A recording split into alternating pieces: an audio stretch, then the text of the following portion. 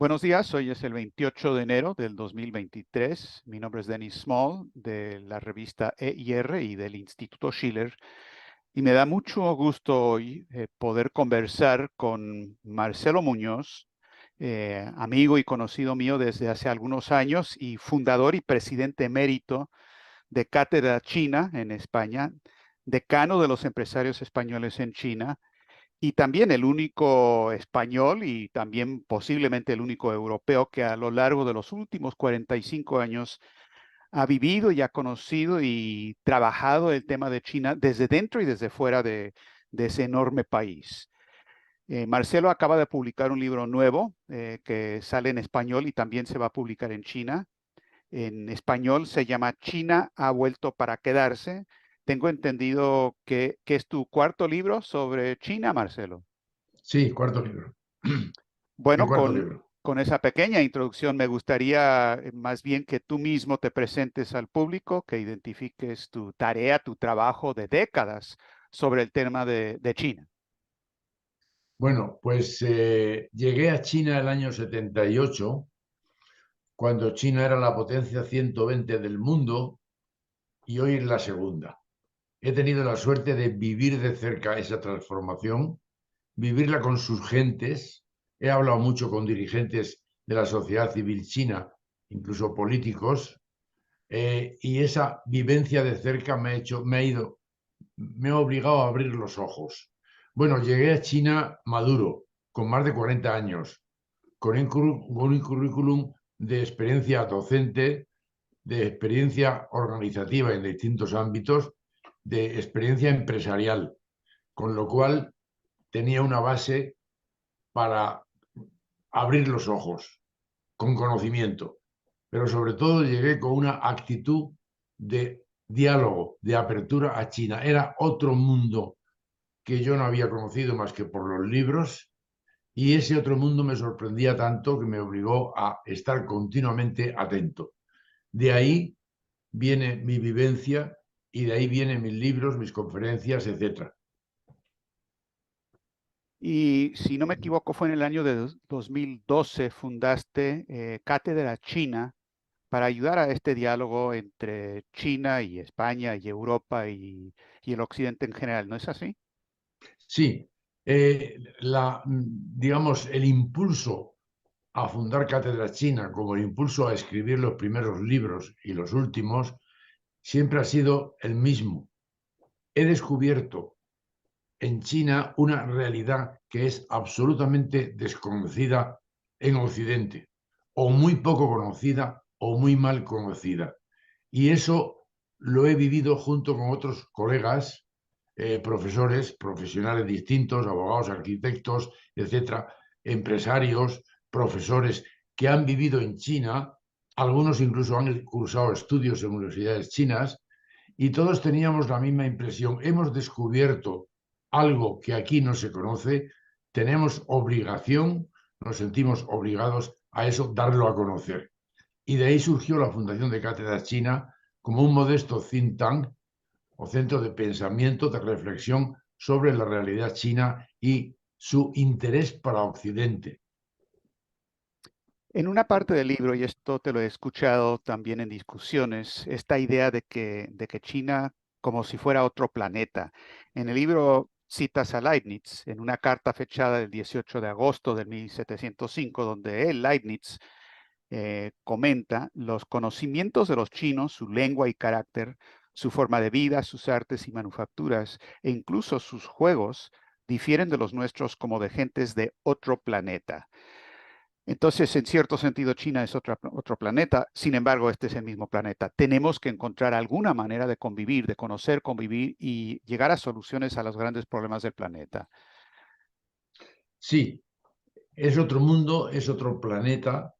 Eh, Eso me ha obligado a pensar y a estudiar y ahondar un poco en el pensamiento chino. Sí, la gran diferencia de este otro mundo es que tiene una filosofía que parte de Confucio, es decir, del siglo V antes de nuestra era, que se va desarrollando a lo largo de los siglos y que conforma todo un pensamiento y una filosofía que es básicamente filosofía política, análisis de la sociedad para dirigir la sociedad de una determinada manera y una filosofía ética con unos principios que curiosamente, si los analizamos sin prejuicios, son unos principios que coinciden mucho con la filosofía occidental de la Ilustración, la filosofía del siglo XVIII. No es de extrañar, por tanto, que los grandes pensadores del siglo XVIII, los grandes filósofos de la Ilustración, admiraban a China y en sus escritos, como el texto que han leído, hay muchos, manifiestan su admiración por China. Ahora, en cambio, no conocemos ese mundo y no solo no lo admiramos, sino que lo reprobamos. Y ese es el gran error de Occidente, creo yo.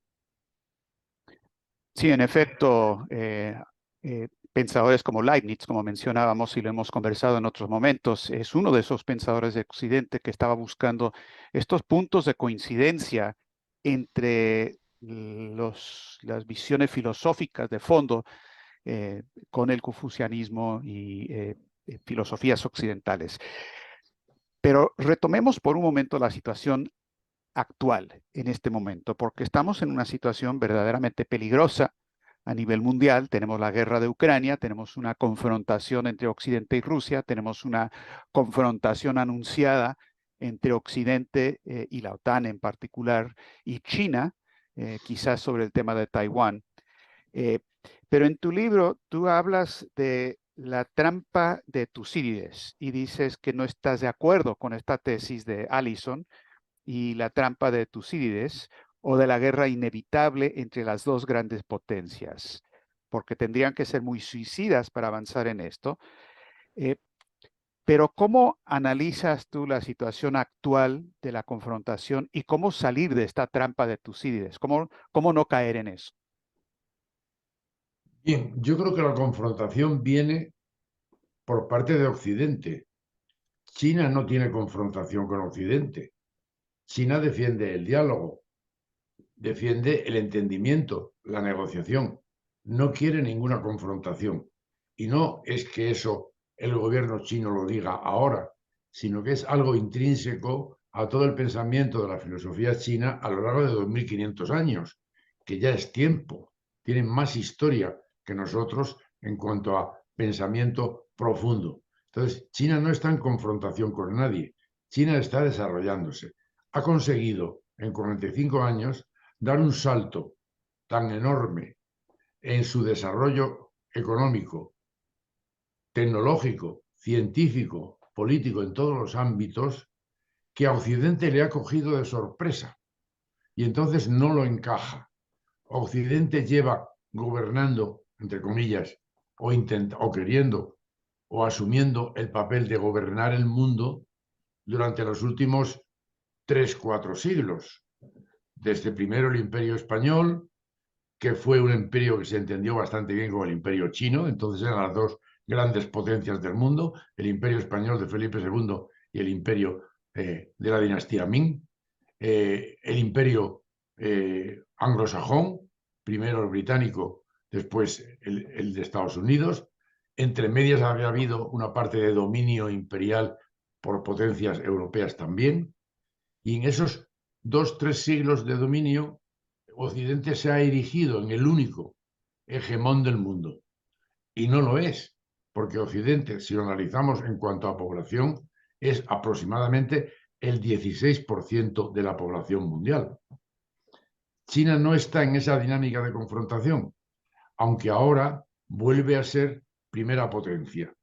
Sin olvidar que China fue primera potencia durante 2000 años, se interrumpió su hegemonía por la invasión de las tropas occidentales, anglo-francesas sobre todo, todas las potencias occidentales después y mucho más después Japón, se interrumpió esa hegemonía y ahora, sorprendentemente, en 45 años la ha recuperado por sus méritos.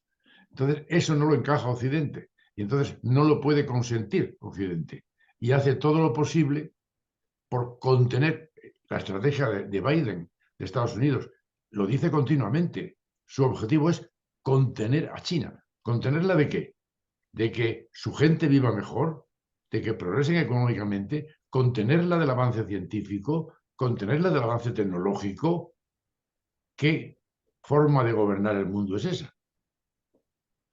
Bueno, y además de contener, hablan de desacoplar abiertamente. Y quiero preguntarte sobre esto. ¿Qué significaría para Europa desacoplarse por completo económicamente de China? En el caso de España, en el caso de Europa. Esto es algo que se está promoviendo bastante y evidentemente es un punto de vista que no compartes. Pero ¿qué significa esto de desacoplar? Yo creo que es un espejismo debido al convencimiento occidental de que somos superiores, de que tenemos el derecho de gobernar el mundo y los demás no lo tienen. China no tiene ese prejuicio de superioridad, no lo tiene.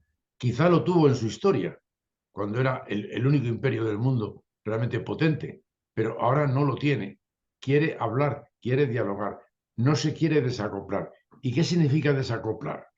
Renunciar a China como el mayor vendedor del mundo, renunciar a China como el país que más avanza tecnológicamente, renunciar a China como el país que tiene más acople internacional en este momento superior al de Occidente, tiene más acople internacional en gran parte de África, en gran parte de Asia, en gran parte de Latinoamérica y en una buena parte de Europa, aunque aquí hay una resistencia a acoplarse con China. Entonces, el desacople es una quimera, es un espejismo, es imposible desacoplarse de China. Nos hemos desacoplado con la pandemia y no teníamos instrumentos sanitarios para combatirla. No nos podemos desacoplar. Si nos desacoplamos, nos hundimos en la miseria. Renunciamos a todo lo que viene de China, que prácticamente es el gran exportador de todos los productos tecnológicos, por ejemplo. Bueno, decías que China tiene más acople con muchos de los países de todo el planeta y en buena medida esto tiene que ver, pienso yo, con la iniciativa de la Franja y la Ruta, con la nueva ruta de la seda. Ahora, tú mismo en el libro te haces esta misma pregunta que estamos hablando, eh, de que si la nueva ruta de la seda, con 140 países adheridos y 1 billón anual de inversiones en infraestructuras desde el 2013, si es un punto de acople o de coordinación. Y te haces la pregunta, ¿por qué Occidente no la acepta y reconoce como tal a China, como dices? Y Bueno, insistir. tu respuesta me interesa mucho y quiero que la elabores. Dices, evidentemente Sí. son adversarios y competidores estratégicos como sistemas políticos muy distantes. Son también dos sistemas económicos diferentes, aunque no tanto si Occidente no se aferra al neoliberalismo. Por favor, abunda en ese concepto. Bueno, vamos a ver. Abundando en el desacople, ¿cómo nos vamos a desacoplar de China si China es el primer socio comercial de 152 países? El primer socio comercial. ¿Qué significa desacoplarse? Hundirnos en la miseria los 152 países que tenemos a China como el principal socio comercial y también es el principal socio comercial, o primero o segundo, de la Unión Europea y de Estados Unidos. Entonces, ese desacople es una cuestión fuera de la realidad. Y me añadías otro matiz en la pregunta, perdona, insiste. Bueno, estabas hablando de que los sistemas no son necesariamente tan diferentes entre este y oeste si es que oeste, el occidente, deja a un lado el neoliberalismo económico. Bueno, en lo económico, evidentemente, China no es un país de régimen comunista, porque el comunismo supone la estatalización de todos los medios de producción, es la propiedad del Estado de todos los medios de producción. China, esa parte económica del antiguo comunismo la ha desarbolado. En este momento el 71% de la economía china es privada. Hay 90 millones de empresas privadas. Hay 300.000 o 350.000 millonarios. Es una economía capitalista. 100% capitalista. Bueno, en el 71%, pero tengamos en cuenta que la economía italiana y la economía francesa también tienen un componente de propiedad privada alrededor del 30%, es decir, lo mismo que en China. Sí, lo que pasa es que dentro del capitalismo, China no sigue la línea del neoliberalismo que se impuso en Occidente desde Thatcher y Reagan sobre todo. Bueno, desde el acuerdo de Bretton Woods, etcétera, pero sobre todo en los 80 con la revolución conservadora de Thatcher y Reagan. No entró en esa dinámica. Y China, dentro del capitalismo, mantiene, el Estado mantiene una parte de propiedad pública que le permite regular el mercado. El mercado sin regulación lleva a los desastres del neoliberalismo. Aumenta la desigualdad, aumenta la distancia entre las clases y entre los países, etcétera, etcétera, lo que sabemos. Y eso China lo frena con una capacidad de regulación del mercado por parte del Estado que mantienen por encima de todo. Pero dentro de eso podemos hablar, es decir, que hay matices, que se pueden dialogar, que se pueden discutir. Lo mismo que entre los economistas occidentales hay neoliberales completos y socialistas, aunque eso en Estados Unidos suena muy mal, socialistas europeos que han mantenido y desarrollado en Europa el estado del bienestar, que es a base de que el Estado tiene capacidad reguladora y permite retraer una parte de los beneficios de la sociedad para las clases más deprimidas. Entonces, dentro de esa diferencia de capitalismo neoliberal y capitalismo con regulación del Estado, se puede hablar. Y entre los economistas occidentales hay esas dos posiciones y se habla y se dialoga. No se consideran adversarios ni enemigos. Bueno, como sabes y lo hemos hablado en otras ocasiones, Lino LaRouche siempre había propuesto, como ahora lo propone Helga LaRouche, que en Occidente tenemos que reorganizar el sistema financiero basado en especulación y neoliberalismo hacia una economía de producción e inversión en el bienestar general de la población. ¿Sería correcto a tu punto de vista decir que si Occidente se reorganiza de esa manera, dejando a un lado el neoliberalismo, se abren más posibilidades de poder llegar a una convivencia productiva con China? Evidente, evidente. Ese es el diálogo que China está continuamente defendiendo. En lo económico hay una posibilidad de diálogo, no hay posiciones dogmáticas. La economía tiene muchos recovecos y muchos matices. Entonces, en esos matices y en esos recovecos, el diálogo entre dos sistemas, porque ahora, claro, en el sistema neoliberal predomina en Occidente. En China predomina el sistema regulatorio, por llamarlo así, el sistema de que el Estado mantiene un poder y regula el mercado o intenta regularlo con instituciones adecuadas e inteligentes. Bueno, en ese diálogo que existe en Occidente, con China está totalmente abierto. No podemos considerarnos adversarios sistémicos, como dice la Unión Europea, porque adversarios sistémicos quiere decir que uno quiere imponer al otro su sistema. China no quiere imponer a Occidente su sistema. Occidente sí quiere imponer a China su sistema. Y de ahí viene el choque. Claro, porque China no se deja imponer un sistema. ¿Por qué, dicen ellos, por qué en vez de gastar tantas energías en denunciar nuestras diferencias, no empleamos energías en cooperar entre nuestros dos sistemas, aceptando que son distintos y son lícitamente distintos los dos? Bueno, en el sentido de la confrontación, de hecho, la última, el último acuerdo entre la Unión Europea y la OTAN hace de China un adversario de primer orden y acopla a toda Europa aparentemente a la OTAN, los que son miembros y los que no. Pero hablemos un poco de cómo podría ser positivamente esa relación. Eh, por ejemplo, ¿qué se podría hacer con la iniciativa de la Franja y la Ruta? ¿Qué podría ocurrir con la ruta de la seda y las conexiones ferroviarias con Occidente? ¿Cuáles podrían ser áreas de cooperación entre España en particular y China? Se me ocurre el tema de ferrocarriles de alta velocidad y no sé, tú eres conocedor del tema español también. Sí, claro, el proyecto de la franja y la ruta o de la nueva ruta de la seda es un proyecto en que China expresa su modo de querer estar en el mundo. Colaborar, cooperar, desarrollar sinergias, desarrollar conectividad global, etc. Y el proyecto ha salido adelante y de pronto, lo que le pasa a Occidente con China en los últimos 40 años, que de pronto Occidente se da cuenta de que China está ahí y está muy potente. De pronto el G7, no me acuerdo la fecha, en su reunión de hace un año, hace un par de años, se da cuenta de la importancia de la franja y la ruta. Y dice, vamos a atender el problema de la falta de conectividad global entre los países, entre los continentes.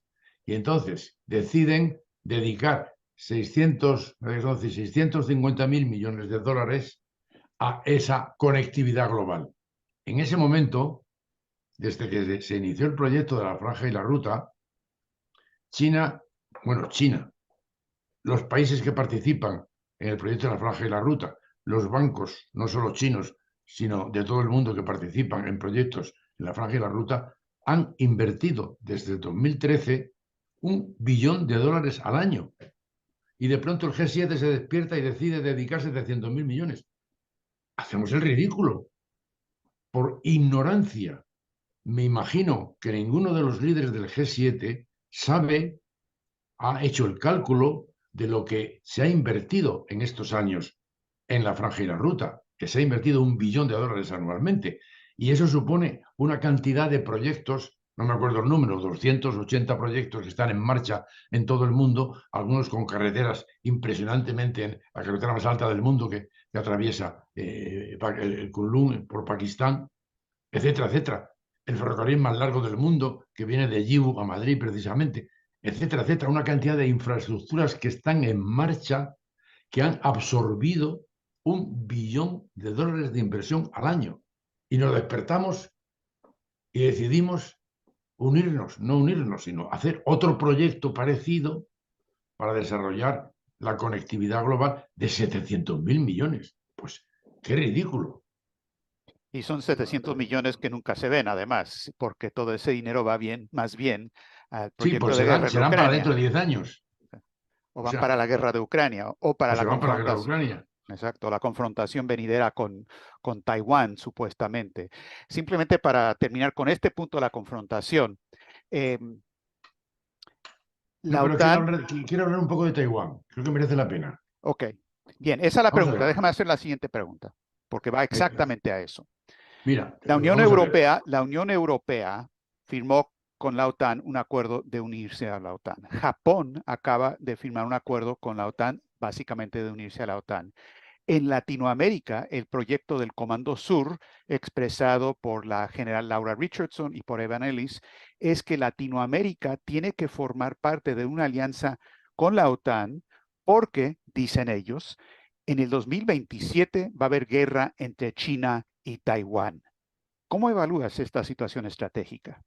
Bueno, vamos a empezar por los presupuestos militares. La OTAN, para China y para otros muchos países, es el brazo armado de Occidente, en el que están representados, creo que exactamente, el 11,5% de la población del mundo. Es decir, la inmensa mayoría del mundo no está en la OTAN, ni quiere la OTAN. Estados Unidos se ha empeñado en mantener un poder militar y lleva a sus países aliados a participar en la OTAN. El presupuesto militar de China, porque China quiere defenderse y gracias a eso no ha sido invadida todavía, porque en tiempos de Mao, al final de los 60, la CIA advirtió, cuando estaban en negociaciones antes de los acuerdos de Nixon y de la reanudación de las relaciones diplomáticas, la CIA advirtió a China de que el ejército soviético iba a invadir China con armas nucleares. Mao, que luego cometió muchos errores, pero en aquella época estaba todavía clarividente, armó atómicamente a China y desarrolló la bomba atómica para defenderse. Y esa política defensiva la han seguido. Pero si hacemos el cómputo de los presupuestos militares, el presupuesto militar de Estados Unidos último es el triple que el presupuesto militar de China, el triple aproximadamente. Pero si consideramos el presupuesto militar per cápita, el presupuesto militar de Estados Unidos es 13 veces superior al de China. Es decir, China tiene una capacidad defensiva, no quiere detraer del desarrollo de sus gentes más dinero que el suficiente para defenderse y para que no le ataquen, que el imprescindible. Lo demás lo quiere dedicar al desarrollo tecnológico, científico, etc. Entonces, en esa desigualdad, la OTAN, claro, es el brazo armado y quiere imponer su criterio a los demás países, como está pasando en Ucrania. China no entra en ese juego. Entonces, China mantiene su política defensiva. Taiwán. Vamos al tema de Taiwán. Taiwán ha sido históricamente una parte pequeñita del imperio chino. Al final del siglo XIX, Japón lo invade y lo convierte en colonia. Y lo mantiene como colonia hasta el final de la Segunda Guerra Mundial. Japón pierde y tiene que ceder todas sus posesiones. Y China recupera, en ese momento, recupera la soberanía de Taiwán y deja de ser una colonia japonesa. Coincide ese momento cuando Chiang Kai-shek, en la guerra civil de los nacionalistas y los comunistas, pierde la guerra y Chiang Kai-shek con su ejército se refugia en Taiwán. Entonces, Estados Unidos ha iniciado ya la Guerra Fría y considera a China un enemigo. Durante la guerra civil ha estado apoyando con dinero, con muchísimo armamento, al ejército nacionalista contra los comunistas que se sublevaban contra ese poder que era una dictadura. Entonces ha tomado partido contra China. Está en esa posición ya de guerra fría contra China. Y entonces considera, lo dice nada más y nada menos que MacArthur, el virrey de Japón, Taiwán es nuestro portaaviones insumergible, que da escalofríos oírlo. Y así ha mantenido Estados Unidos a Taiwán como su portaaviones insumergible. Según la doctrina de la ONU, avalada por la Asamblea General, por el Consejo de Seguridad y apoyada por 175 países del mundo, la política de la ONU, la línea estratégica de la ONU es que hay una sola China. Y Taiwán es una parte pequeñita de esa gran China. No tiene ninguna autonomía. Estados Unidos lo defiende de palabra, pero de hecho está armando militarmente y políticamente a los secesionistas de Taiwán. Es como si, en el caso de España, Estados Unidos defiende que Cataluña es parte de España, pero arma con montones de millones, de miles de millones de dólares y apoyo político a los secesionistas de Cataluña, o de Quebec, o de Escocia, o de Córcega. Está defendiendo la frontera actual del mundo, la soberanía de los países y armando a grupos secesionistas terroristas, porque en realidad equivale a un grupo terrorista que se subleva contra el gobierno. Esa contradicción Estados Unidos la mantiene, pero Taiwán internacionalmente, según la ley internacional, avalada por 175 países, no solo por la ONU, sino individualmente por 175 países, es parte inalienable de la soberanía china. Y entre los países que avalan la secesión de Taiwán son países pequeñitos, Suazilandia, el Vaticano, a uno no tan pequeñito como Nicaragua, son 12, 14 países, no me acuerdo el número exacto, que defienden la independencia de Taiwán y mantienen una embajada en Taiwán. Pero los 125 países más potentes de las Naciones Unidas y Estados Unidos, teóricamente, defienden que Taiwán es parte de China. Por tanto, eso es inalienable. O sea, es inapelable. Sí, de acuerdo. Y muy buena la comparación con lo de Ucrania, verdaderamente, porque están usando a Taiwán portaaviones insumergible, pero también con la idea de intencionalmente provocar un conflicto con China, de la manera en que utilizaron a Ucrania para provocar a Rusia, con el acercamiento de la OTAN hasta la misma cocina de Rusia. Bueno, Pero ese es, Lo de Ucrania es buena comparación, claro. La política, la ley internacional es la defensa de las fronteras actuales y de la soberanía de los países. Entonces, no se puede aceptar que Rusia se haya anexionado Crimea, porque no respeta la ley internacional. No se puede apoyar que Rusia invada y agreda militarmente a Ucrania, que es un país soberano, que no respete sus fronteras. Si lo aplicamos a Taiwán es lo mismo. ¿O somos hipócritas? bueno, seguramente la respuesta a esa pregunta de la hipocresía de Occidente en este momento, creo que entendemos bien qué es lo que pasa ahí. Marcelo, quiero terminar con una reflexión un tanto filosófica sobre el tema de China, sobre el tema de Occidente, porque creo que este nivel profundo es exactamente el que se comunica muy bien en tu libro y es de lo más importante. En una conversación, una videoconferencia conjunta que tú tuviste hace algunos años con Helga Seppler-Rusch, la fundadora del Instituto Schiller, ella hizo referencia, esto fue en el 21 de octubre del 2020, te acordarás seguramente. Ella hizo una referencia y citó un escrito de Leibniz que se llama Novissima Sinica, los últimos informes sobre China. Y Leibniz dijo lo siguiente: creo que se ha producido, a través de una decisión única del destino, que las culturas superiores y las civilizaciones técnicas más avanzadas de la humanidad se reúnan ahora, por así decirlo, en los dos extremos de nuestro continente, en Europa y en China, que como una Europa de Oriente adorna el extremo opuesto de la Tierra. Y termina Leibniz diciendo, quizás la suprema providencia lo haya hecho así para que pueblos tan cultos y distantes se tiendan los brazos hasta alcanzar poco a poco el modo de vida más racional y perfecto. Me gustaría escuchar tus comentarios al respecto.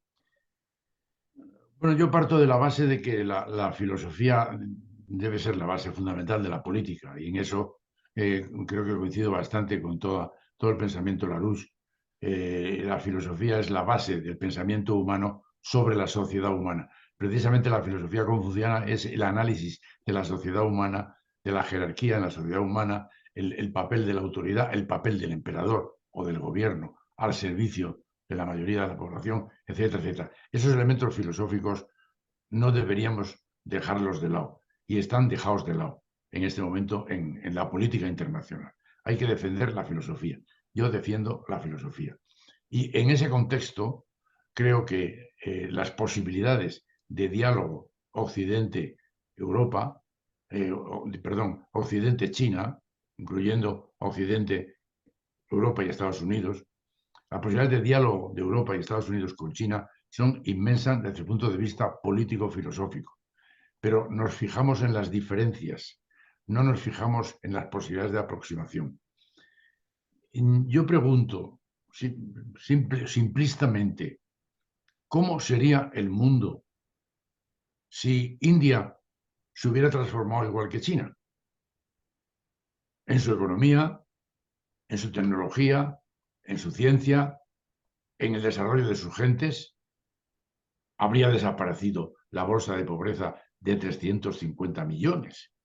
Habría desaparecido la pobreza intermedia de otros 400 millones en la India. El mundo sería distinto. ¿Por qué no dedicamos nuestras energías, en lugar de a pelearnos, a insistir en nuestras diferencias, todas esas energías empleadas en formas de cooperación, en formas de colaboración hacia la gobernanza global que no existe? Yo repito mucho eso en el libro. El mundo necesita una gobernanza global. El mundo está ahora gobernado exclusivamente por Occidente, o casi exclusivamente. ¿Por qué no transformamos esa gobernanza, ese gobierno, en gobernanza global en la que participen de entrada las tres grandes potencias, China, Estados Unidos y la Unión Europea? y progresivamente vayan reclamando o atrayendo a las potencias medias como Rusia, como Indonesia, etcétera, y a todas las potencias del mundo a una gobernanza global que sería desde el embrión actual del G20, en mi opinión, y eso lo repito mucho en el libro. ¿Por qué no potenciamos el G20 como embrión de institución de gobernanza global, en vez de pelearnos, insistir tanto en nuestras diferencias? Ese es el llamamiento de mi libro, básicamente. Bueno, Marcelo Muñoz, fundador y presidente emérito de Cátedra China, como siempre, muy interesante, muy aleccionador charlar contigo. Ha publicado un libro nuevo, China ha vuelto para quedarse. A los que están escuchando esta entrevista, en lo personal les quiero recomendar que lean este libro. Es muy interesante y te garantizo que vas a aprender muchísimo sobre China y eso puede ayudar a la convivencia internacional que tanto se requiere. De nuevo, muchísimas Desde el gracias, punto de vista Marcelo. práctico, desde el punto de vista práctico, el libro lo distribuye Amazon, está al alcance de cualquiera desde cualquier país. Muy fácil, porque mi interés es que el libro sea muy leído y de hecho tengo ya preparada, como comentaba al principio, la edición en China y en chino para que también los chinos, desde su punto de vista de diálogo, entren en esa filosofía suya que es de diálogo y sepan, lo digo en el libro, que algunos en Occidente estamos de acuerdo en ese diálogo y lo propugnamos en la medida de nuestras posibilidades y nuestras limitaciones. Absolutamente, ahí está, se los recomiendo a todos y les daremos toda la información necesaria para que hagan esa conexión para conseguir el libro. De nuevo, muchísimas gracias, Marcelo.